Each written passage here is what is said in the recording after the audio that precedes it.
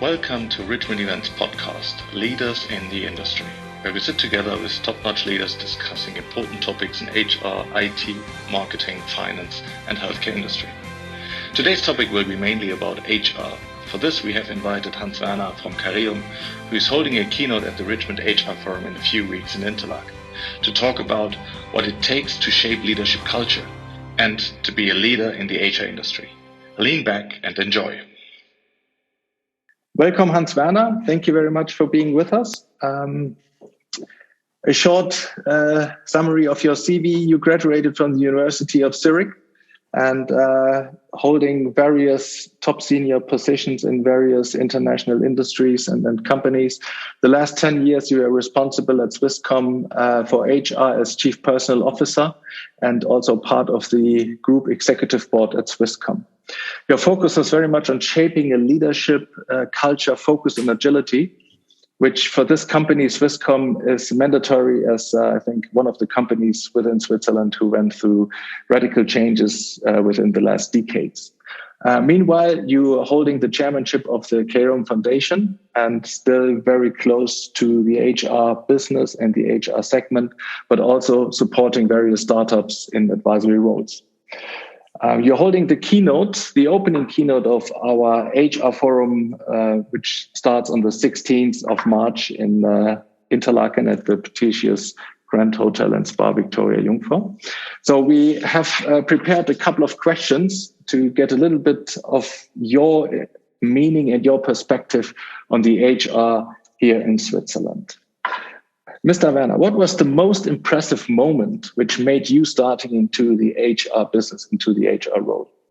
Thank you so much. When thinking about one moment, this is really difficult. It's much more one situation which really was always impressive to me. And the moment is when you see people finding their talent, making use of their talent and making use of their full potential. This is for me truly magic. And I've seen so many magic moments where people got responsibilities and then they grew with that responsibility.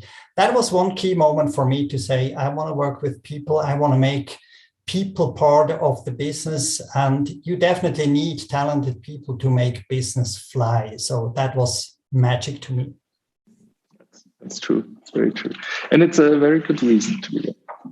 You work for international and large companies. Is there any key learning where you can say this is similar in all industries, in all companies I work for? Is there any key issue where you say that's similar really through all HR businesses I worked in?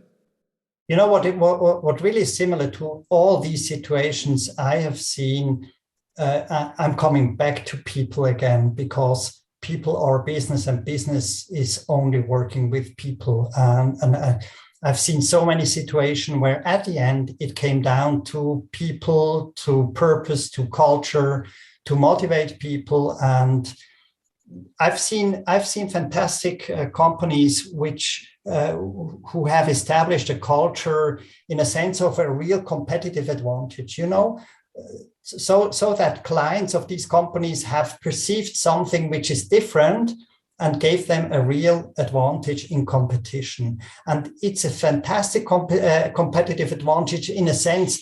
It can't be copied easily, because to build a culture, it takes years and years and years, and it can't just be copied from a competitor. For the first part of our podcast, a last question before then we come and we'll continue with the second part of it. At Swisscom, a tech giant, a tech company in Switzerland, going through a huge transformational business, the most challenging in human resource, in people management, people development. If you could tip on this, if you could name this, what is the most challenging issue in such a kind of company faced with a lot of, or challenged by a lot of disruptive challenges? You described this excellently in a sense that this industry faces constantly huge disruption. Disruption in a sense, you lose your earnings from 1 month to the other in a certain area. It's also combined with high speed. So the challenge which comes then to the organization and also to HR is, how can you help people to go through that journey and stay in that journey? And how can you constantly help people to develop their skills, that they stay in the market, that they build their own skills puzzles so that they have their own career? That is one part. So to work with the people and to let them grow according to the disruption and the speed which comes from clients and the market. And on the other hand, you need to attract people. You need to find new talent. And in an industry where you have these hyper fancy silicons which come into the market and offer huge give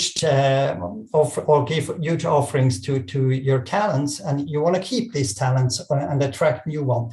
This is, according to my experience, the most challenging part for HR in that industry. Yes, absolutely. I think this industry is a real international industry, so it's challenged by various possibilities which come from every angle of the globe.